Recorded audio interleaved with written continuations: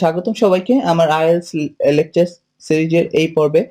আমি আপনাদেরকে দেখাবো যে কিভাবে আপনারা IELTS স্পিকিং কোর্স সম্পর্কে জানবেন এবং তারপর আমি IELTS স্পিকিং কোর্স এর একটি অংশ নিয়ে বা পার্ট 1 নিয়ে আমি আপনাদেরকে কিছু ধারণা দেব।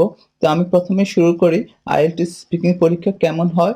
এর আগের ভিডিওটি যারা দেখেছেন তারা জানেন যে IELTS স্পিকিং টা সাধারণত 15 মিনিট 12 থেকে 15 মিনিট হয় এবং এই পরীক্ষায় আপনার একজনের সামনে ফেস টু ফেস ইন্টারভিউ দিতে হয়। তবে আমি এর আগের ভিডিওতে বলেছিলাম যে এটা একটা জব ইন্টারভিউর মতো, ওই কথাটা আমি বলেছিলাম শুধু আপনাদেরকে বোঝানোর জন্য। আসলে জব ইন্টারভিউ এবং এই পরীক্ষার স্পিকিং পরীক্ষার মাঝে পার্থক্য হলো, জব ইন্টারভিউতে আপনি যেমন সকল সত্য তথ্য দিতে হবে, কিন্তু আপনি IELTS স্পিকিং কিন্তু অনেক বানিয়ে কথা বলতে পারেন। তবে বানিয়ে কথা বললেও যেন তার ন্যাচারাল মনে হয়, আপনি অনেক কিছুই বলতে পারবেন। তো জব ইন্টারভিউর সঙ্গে এটার একটা সিমিলারিটি হলো, আপনি একজনের সঙ্গে ফেস টু ফেস কথা বলতে হবে, সরাসরি দেখা করে, মুখোমুখি বসে। কিন্তু আপনি জব ইন্টারভিউর সঙ্গে এটার পার্থক্য হলো আপনি বানিয়েও অনেক কিছু ইচ্ছা করলেই বলতে পারবেন। তো এ পর্বে আমি শুরু করি যে IELTS এর স্পিকিং অংশে যে 15 মিনিট হয়, সে 15 মিনিটকে আমি ভাগ করে যদি নিই, বলব যে প্রথম 5 থেকে 6 মিনিট আপনাকে প্রশ্ন করা হবে আপনার ব্যক্তিগত জীবন নিয়ে, আপনার চারপাশ নিয়ে। তো এই প্রথম অংশকে বলা হয় পার্ট 1। তো IELTS স্পিকিং এর পার্ট 1 নিয়ে আজ আমার আলোচনা থাকবে। আমি আরেকটু বলি, এর পরের স্পিকিং ভিডিওগুলোতে আমি পার্ট 2 মানে হলো যে আপনাকে একটা কিউ কার্ড দেবে। কিউ কার্ড হলো যে একটা ছোট কাগজে একটা বিষয় নিয়ে লেখা থাকবে, সেই বিষয় নিয়ে আপনি 1 মিনিট ভাবতে হবে এবং 1 মিনিট আপনি নোট করার সময় পাবেন। তারপর আপনি 2 মিনিট কথা বলতে হবে। আর পার্ট 3 হলো সেই কিউ কার্ড রিলেটেড আরো ব্রড সেন্সে কিছু কোশ্চেন করা হবে, এবং আপনি একটু লম্বা করে টেনে টেনে বড় করে একটু আনসার দিতে হবে। তো আচ্ছা, আমি পার্ট 2 এবং পার্ট 3 পরের পর্বগুলোর জন্য রেখে দিই। আজ আমি পার্ট 1 নিয়ে আলোচনা করব। পার্ট 1 এর আলোচনা আমি একটা ভিডিও দেখাবো। প্রথমেই যে ভিডিওটা আমি ডাউনলোড করেছি, এখানে একজন এক্সামিনার এবং একজন পরীক্ষার্থীর সঙ্গে কথা হয়। তো এখানে আমি ভিডিওটা জাস্ট ডাউনলোড করে দিয়েছি ইন্টারনেট থেকে। আপনারা দেখতে পাবেন যে কিভাবে পার্ট 1 গুলোর কোশ্চেন হয় এবং কিভাবে অ্যাপ্রোচ করতে হয়, কিভাবে আনসার দিতে হয়। তারপর আমি শেষের দিকে আরেকটি ভিডিওকে অডিওতে কনভার্ট করে ডাউনলোড করেছি। সেটা হলো যে স্পিকিং এর 7 পাওয়া একটা স্যাম্পল ভিডিও, যেটা আমি ক্যামব্রিজ এর একটি বই কিনেছিলাম, সেখানে ছিল, এবং এটা ইউটিউব থেকে পরে আমি ডাউনলোড করেছি। এখানে কিভাবে একটা শিক্ষার্থী 7 পেয়েছিল সেই স্যাম্পলটা আমি আপনাদের জন্য দিয়ে দিয়েছি। সো দুটো অডিও ক্লিপ আমি আপনাদের জন্য দিয়েছি ইন্টারনেট থেকে ডাউনলোড করে। এছাড়াও আমি ব্যান্ড স্কোরের ধারণা দিয়েছি, কিভাবে IELTS স্পিকিং এর ব্যান্ড স্কোর গণনা করা হয় বা হিসাব করা হয়, বা কোন 4টি জিনিসের উপর বা কোন 4টি প্যারামিটারের উপর ভিত্তি করে IELTS স্পিকিং এর স্কোর দেয়া হয়। তো এইসব কথাগুলো আপনাদের জেনে রাখা ভালো, যাতে আপনারা ওই বিষয়গুলোর উপর জোর দিতে পারেন এবং ওই বিষয়গুলো উন্নত করতে পারেন। তো আসুন দেখা যাক IELTS স্পিকিং এর অ্যাসেসমেন্ট ক্রাইটেরিয়া গুলো কি কি। এর মানে হলো কোন কোন জিনিসের উপর নির্ভর করবে আপনার স্কোর। 4টি বিষয়ের উপর নির্ভর করবে আপনার স্কোর। এই 4টি বিষয় হলো ফ্লুয়েন্সি অ্যান্ড কোহেরেন্স, তারপর হলো গ্রামার, এবং আছে লেক্সিক্যাল রিসোর্স আর প্রনাউন্সিয়েশন। এখানে আমি বলছি একটা কথা, যে লেক্সিক্যাল রিসোর্স মানে হলো যে আপনার ভোকাবুলারি, আপনি কেমন শব্দ চয়ন করেন, কেমন ধরনের শব্দ আপনি ব্যবহার করেন যখন কথা বলেন। তো এই 4টি জিনিসের মধ্যে আমি প্রথমে আলোচনা করি ফ্লুয়েন্সি নিয়ে। ফ্লুয়েন্সি মানে হলো যে আপনি কি থেমে থেমে কথা বলেন, না না থেমে কথা বলতে পারেন। তো এখানে আমি বলবো যে যেহেতু ইংরেজি আমাদের আন্তর্জাতিক ভাবে আমরা জানি যে ইংরেজি আমাদের সেকেন্ড ল্যাঙ্গুয়েজ, সো আমরা ইংরেজি আমাদের মাদার টাং না, তো অনেক সময় আমরা ইংরেজি একটু ভাবতে হয়, আর এর জন্য আমরা হয়তোবা অনেক সময় থেমে যাই। তো এই থামাটা যেন খুব লম্বা সময়ের জন্য না হয়। হ্যাঁ, আপনি থামতে পারবেন, তবে সেই থামাটাকে আপনি যদি কিছু ন্যাচারাল এক্সপ্রেশন দিয়ে কমাতে পারেন, যেমন ওয়েল, আই থিংক এরকম অনেক টেকনিক আছে, সেটা আমি শেখাবো। তবে কথা হলো যে ফ্লুয়েন্সি হলো যে আপনি খুব জোরে, জোরে না, খুব আস্তে, আস্তে না, এমনভাবে ন্যাচারালি কথা বলবেন যাতে আপনার কথার মাঝে একটা ফ্লো থাকে, কথাটা ক্লিয়ার হয়, কথাটা বুঝতে পারে পরীক্ষক। কারণ পরীক্ষক কিন্তু একটি অডিও রেকর্ডার ইউজ করবে আপনার কথাটা রেকর্ড করার জন্য এবং তারপর সেটা শুনবে, শুনে আপনার কেমনভাবে আপনি ফ্লুয়েন্ট সেটা সে খুঁজে বের করার চেষ্টা করবে। তো ফ্লুয়েন্সি হলো যে আপনি কেমন সাবলীলভাবে কথা বলেন। তো এরপর আছে যে গ্রামার। গ্রামারের ক্ষেত্রে আপনার হলো যে আপনি গ্রামারের বিষয়টা আপনি ধরুন আপনি যেই টেন্সে কথা বলা উচিত ছিল সেই টেন্সে কথা বলছেন কিনা, আপনি কথার মাঝে কেমন সেন্টেন্স স্ট্রাকচার ইউজ করেন, আপনি কথার কেমন লিঙ্কিং ওয়ার্ড ইউজ করেন। তো মূল কথা হলো এক্ষেত্রে যদি আপনাকে প্রশ্ন করা হয় প্রেজেন্ট টেন্সে কিন্তু আপনি উত্তর দিয়ে দিন ফিউচার টেন্সে, সেক্ষেত্রে সেটা না করে যদি আপনি সুন্দরভাবে প্রেজেন্ট টেন্সে দেন তাহলে আমার মনে হয় গ্রামারটা আমাদেরকে অতটা ঝামেলা ফেলবে না এবং গ্রামারে ভালো স্কোর পাওয়া যেতে পারে যদি আপনি একটু ঠান্ডা মাথায় বুঝে শুনে উত্তর দিন। লিক্সিক্যাল রিসোর্স, কঠিন কঠিন শব্দ ব্যবহার করার দরকার নেই। এখানে যেটা বলবো সেটা হলো যে আমরা সবসময় চিন্তা করি ভোকাবুলারি মানে হলো কঠিন কঠিন শব্দ ইউজ করা। আপনারা অনেকেই জিআরই প্রিপারেশন নিয়েছেন বা নিচ্ছেন।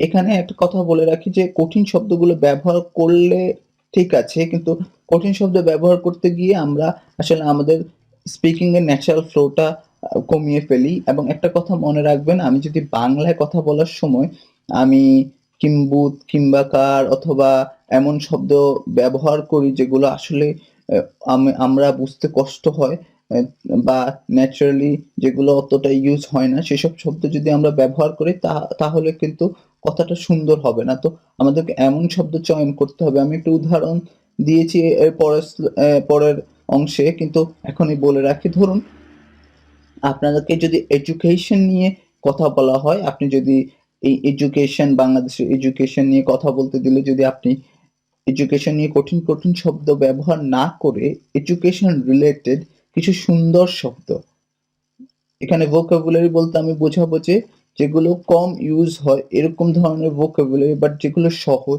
যেমন আপনি অ্যাডাল্ট এডুকেশন, ডিস্টেন্স লার্নিং, যেগুলো এডুকেশনের সঙ্গে রিলেটেড এরকম ধরনের ভোকাবুলারি ইউজ করতে পারেন এবং আপনি সহজে ভালো স্কোর পেতে পারেন।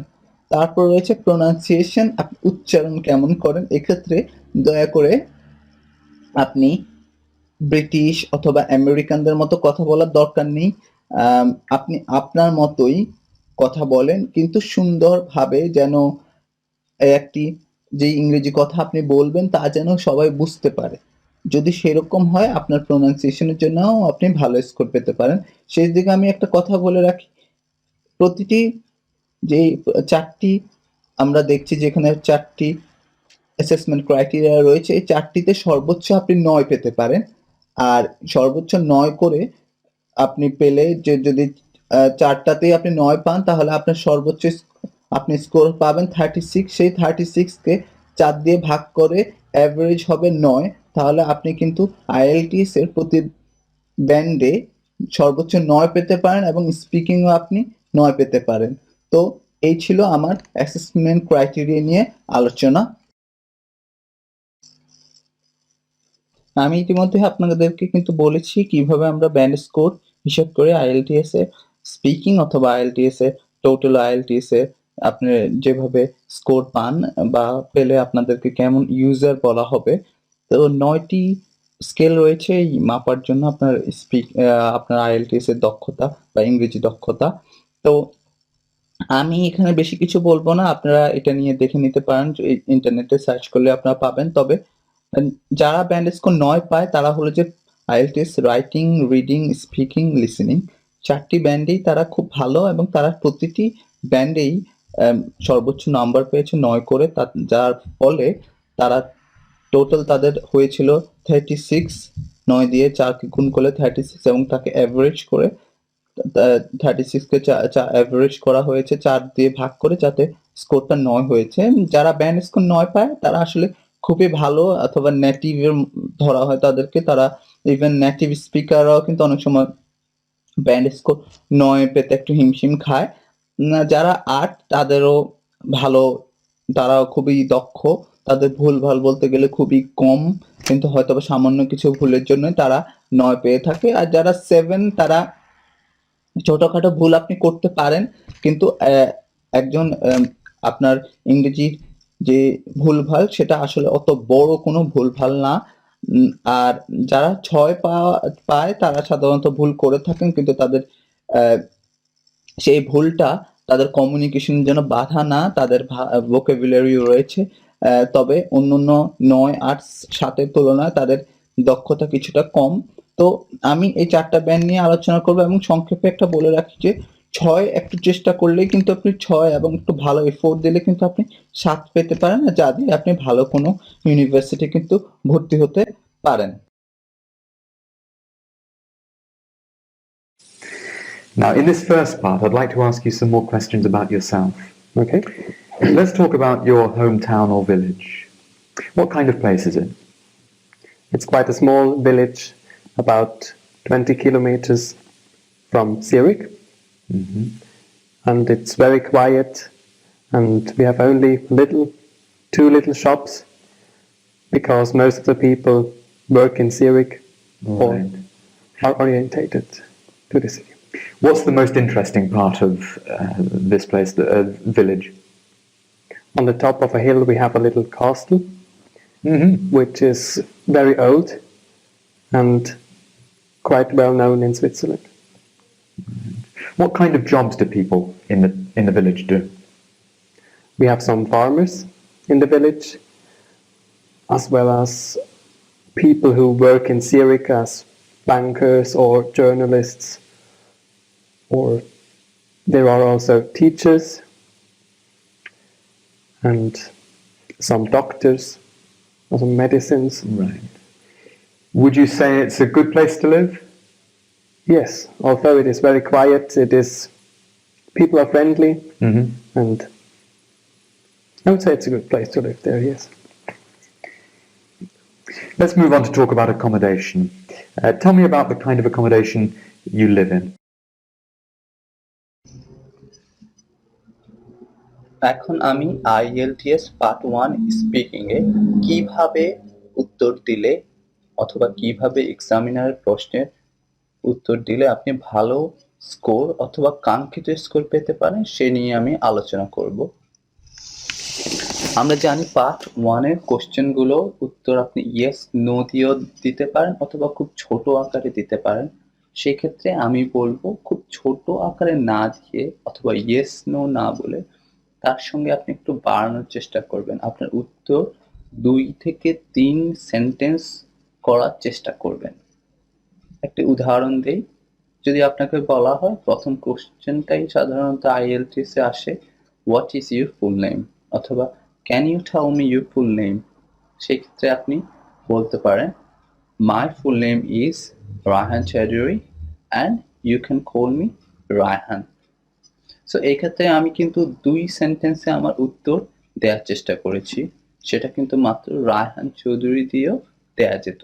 তো আমি বলবো যে সেন্টেন্স দুটো হলে খুব ভালো হয়, একটি হলেও ভালো হয়, কিন্তু 2-3 শব্দের মধ্যে আপনার উত্তর দেওয়ার চেষ্টা করবেন না। মনে রাখবেন এটা স্পিকিং পরীক্ষা, সো এক্সামিনার আপনার মুখ থেকে কিছু কথা শুনতে চায় যাতে সে আপনাকে ইভ্যালুয়েট করতে পারে।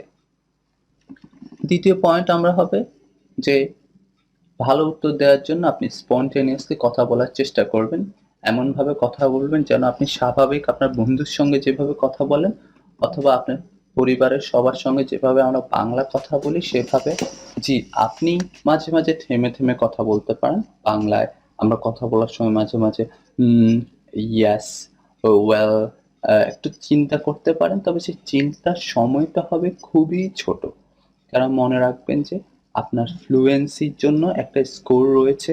যদি আপনি খুব থেমে থেমে বা অনেকক্ষণ চিন্তা করে উত্তর দেন তাতে আপনার ফ্লুয়েন্সিতে স্কোর খুব কমে যাবে।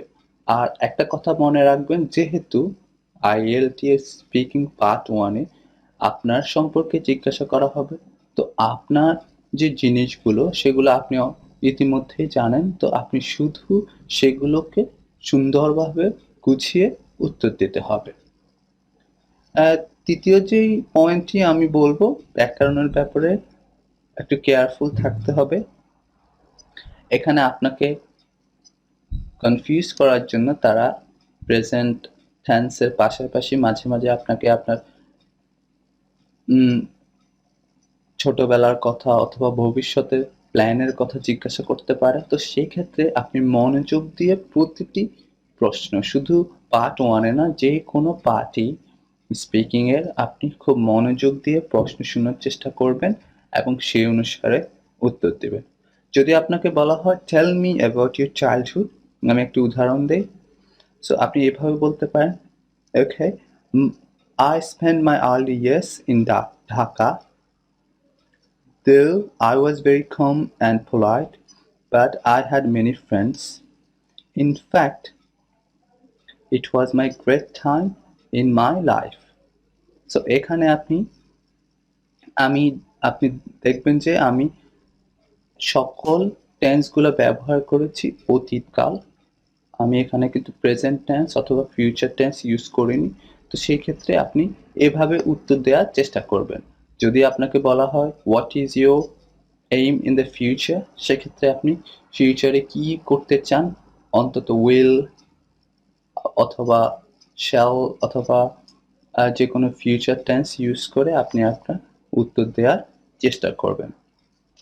4 নম্বর পয়েন্ট, উত্তর মুখস্থ করবেন না। আমি বলবো আপনার সম্যক জিনিস, আপনার সম্পর্কে যে জিনিসগুলো আছে সেই জিনিসগুলো জানার চেষ্টা করবেন, কিন্তু কখনোই উত্তর মুখস্থ করার চেষ্টা করবেন না। তাহলে আপনি এক্সামিনারের সঙ্গে চোখে চোখ রাখতে পারবেন না এবং আপনার স্বাভাবিক কথা বলার যে গতি সেটা থাকবে না, এবং এক্সামিনার যদি বুঝতে পারে যে আপনি মুখস্থ উত্তর দিচ্ছেন, সেক্ষেত্রে আপনার স্কোর কমে যেতে পারে। তবে হ্যাঁ, আপনি কিছু ধারণা রাখবেন আপনার সম্পর্কে, আগে থেকেই গুছিয়ে রাখবেন কিভাবে আপনি বলবেন, কিন্তু এমনভাবে বুঝতে দিবেন না এক্সামিনারকে যে আপনি মুখস্থ আগে থেকেই কিছু জানো। কারণ পরীক্ষার হলে আপনাকে বোঝাতে হবে এক্সামিনারকে যে আপনি যে কোনো সিচুয়েশনে কথা বলতে পারেন। আর বলবো দুটো কথা, খুব শান্ত থাকার চেষ্টা করবেন, ভেরি রিল্যাক্স। এমনভাবে থাকবেন না যেন এটা একটা পরীক্ষা। মনে করুন যে আপনি আপনার বন্ধুর সঙ্গে আড্ডা মারছেন অথবা নতুন কারোর সঙ্গে পরিচয় মাত্র, তার সঙ্গে আপনি কথা বলছেন।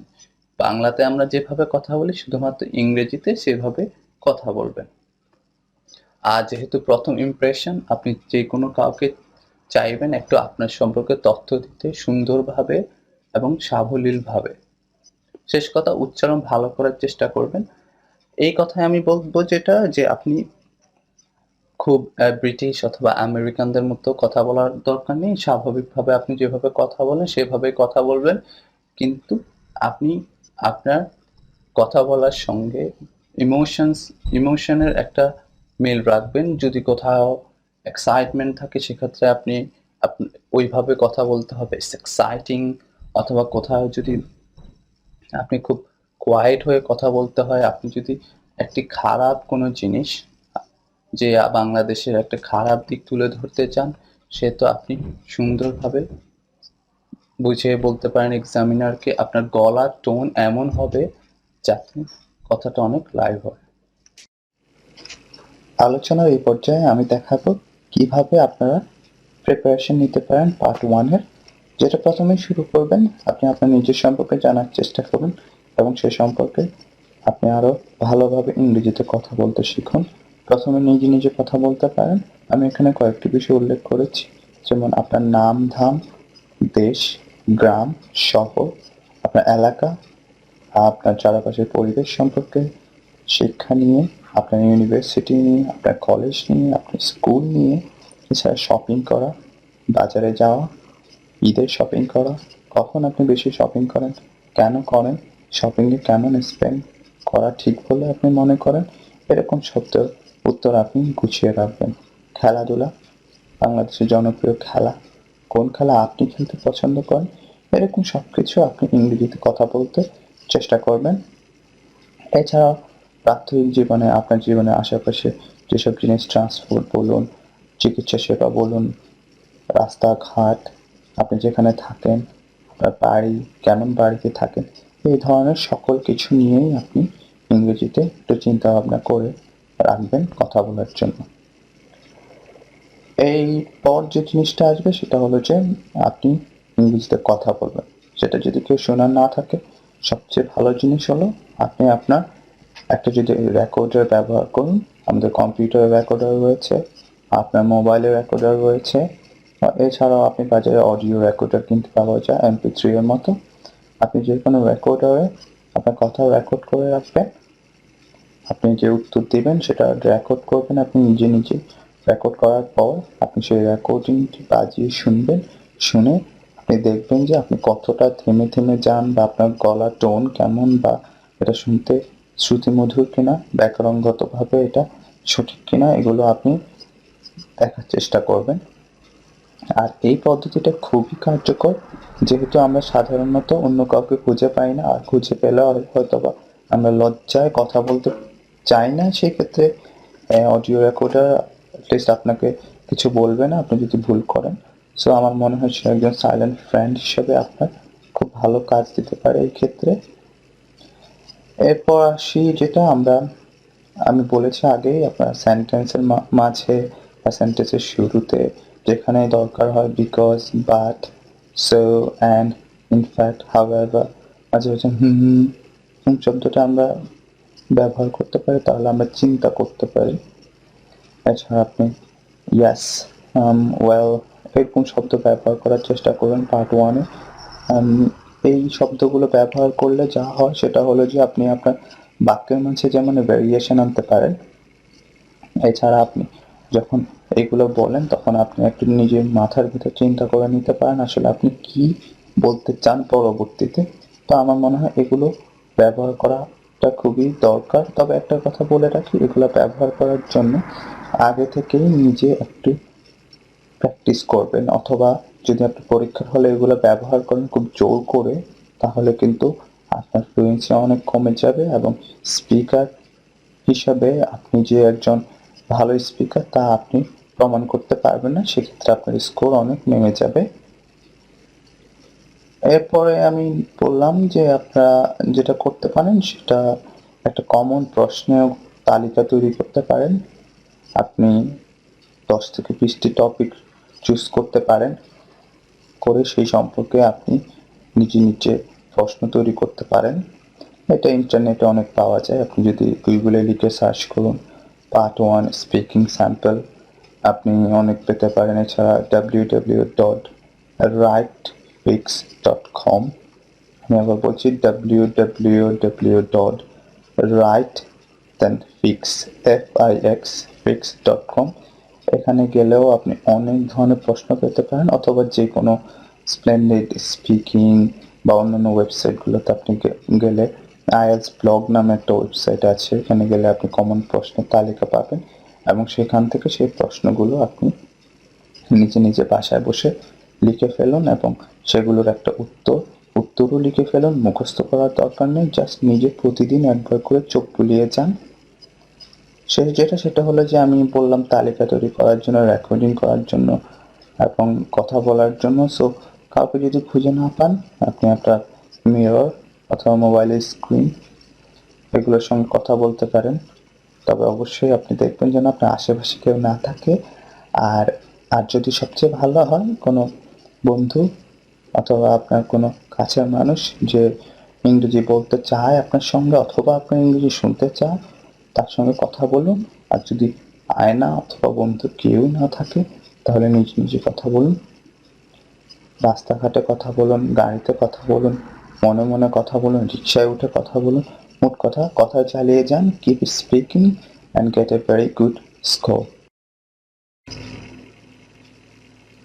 পার্ট 1-এর আমি কোশ্চেনগুলো এখানে সমাধান করার চেষ্টা করেছি এবং এখানে সমাধান করার চেষ্টা করেছি আমার টিপসগুলো কাজে লাগিয়ে। যেমন আমার একটা টিপস ছিল, উত্তর হবে সংক্ষিপ্ত কিন্তু ছোট না, মানে ইয়েস নো টাইপের উত্তর একটু কমাতে হবে এবং খুব এক লাইনে সেন্টেন্সের উত্তর আপনাকে পরিহার করতে হবে। তো আসুন দেখি একটা question, where are you from. এক্ষেত্রে দেখুন আমি ঢাকা বলে থেমে থাকিনি, আমি ঢাকার পর আরও দুটি লাইন, যে it is the capital of Bangladesh, it is a modern city but with a lot of history and a lovely place to live। আমি এই দুটো সেন্টেন্স এখানে লাগিয়েছি যাতে আমার উত্তরটা অনেক শ্রুতিমধুর এবং সুন্দর হয়, যাতে আমি একটি ভালো স্কোর পেতে পারি। এছাড়া ইয়েস নো বলে কখনো থেমে থাকবেন না, যেমন have you, is it, do you, এইরকম ধরনের কোশ্চেনের উত্তর শুধু ইয়েস অর নো দিয়ে দেওয়া যায়। সেক্ষেত্রে ইয়েস বলে না থেমে থাকে আরও দুই তিনটি শব্দ, আপনার আরও দুটি সেন্টেন্স আপনি লাগানোর চেষ্টা করবেন। এখানে আমি আপনাদের জন্য পার্ট 1-এর কিছু কোশ্চেনের সমাধান করেছি। এখানে আমি একেবারে যে কথাগুলো এতক্ষণ বলেছিলাম কেমন উত্তর দিবেন সেটা আমি ইংরেজিতে লিখেছি, যাতে আপনারা ইংরেজিতে সহজে বুঝতে পারেন।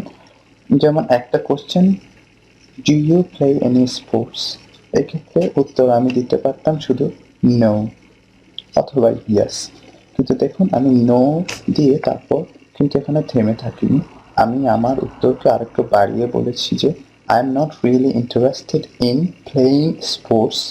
I like watching sports on television and I really enjoyed keeping up with the Olympics recently.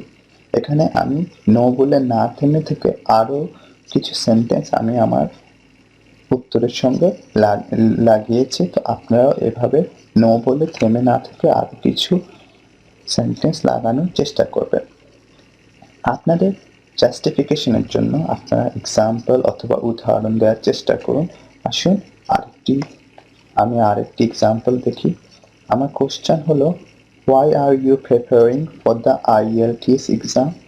আমি এখানে উত্তরে বললাম, because I need it for my studies. এখানে না থেমে থেকে আমি একটা উদাহরণ দিলাম, I have been offered a place at a university in England to study on an MBA, but I need to show my level of English is good enough. আমি একটা উদাহরণ দিলাম যে হ্যাঁ আমার দরকার, কারণ আমার পড়াশোনার জন্য দরকার, এবং এই উদাহরণটা দিলাম যে আমি ইংল্যান্ডের একটা ইউনিভার্সিটিতে আমার ভর্তির জন্য MBA-তে আমি আমার IELTS স্কোরটা দরকার। সো আমার এই এক্সাম্পল দিয়ে আমার যে কথাটা বা আমার উত্তরটাকে আমি জাস্টিফাই করেছি। তো আপনারাও এরকমভাবে ছোট ছোট উদাহরণ ব্যবহার করার চেষ্টা করুন।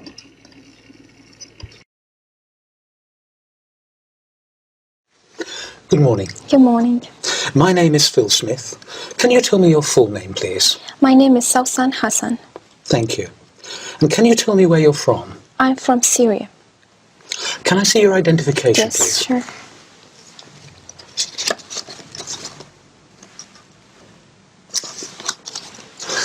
Thank you, that's fine. Now, in this first part, I'd like to ask you some questions about yourself. Let's talk about what you do. Do you work or are you a student? I'm a student. And what subject are you studying? English literature. Why did you choose this subject? Well, I like literature very much, and English is international language, so English literature is one of the best majors I've ever studied, so I like it very much. What do you hope to do when you finish your studies? Well, I'm planning to complete my higher studies. I'll be doing an MA, and eventually I'll be doing a PhD to be a professor in English literature. Now let's talk about weekends. What do you usually do at the weekend? Well, usually I go to visit my relatives or even friends, but sometimes I stayed at home just for if I have exams or something to study, so I just stay at home. But most of my time, actually, I spend it with my friends, going out for to drink something or to have fun, enjoy it. What do you think you'll do next weekend? Well, next weekend I have to go to a trip to York, and I'm so excited about it. Yeah. Why? Well, because I've heard that York, it's a very ancient city, and the Vikings were there, and I like the ancient things and I like history. Do you enjoy your weekends now more than you did when you were a child? Well, not really. When I was a child, I just spent all my weekends in playing, but now I have lots of concerns. Sometimes I have to stay at home to study. So, no, when I was a child, I enjoyed most. How important is it for you to relax at the end of the week? Well, it is very important because you just relax out of the whole week because you were studying or working. So you need peace and relax and sometimes to take a great time of sleeping just to prepare yourself for the next week. Let's talk about music. What sort of music do you usually enjoy listening to? Well, I like music very much because I'm a singer myself. I like to sing, so I have a great taste of music. I like the classical, I like the Arabic music, and so music is very important. I have to listen to music all the day. Has the kind of music you like changed over the years? Well, yes, it changed because I used to listen to the almost it's slow music, and nowadays it's just in the very fast and sometimes techno, and I don't like this kind of music. I still listen to the music that I liked, and I still have the same CDs, and all the time I listen. I sometimes listen to this music, the new music, but I don't like it. I just like to listen to the music that I liked when I was a child. Do you prefer listening to live music or recorded music? Well, recorded. I don't like live music because Why? I feel always the singer is not good in live music, so I feel that recorded is better. Do you think listening to music helps you study? Yes, I always listen to music when I'm studying. Sometimes my friends make fun of me because I'm not concentrating, but actually it makes me more concentrated. Thank you.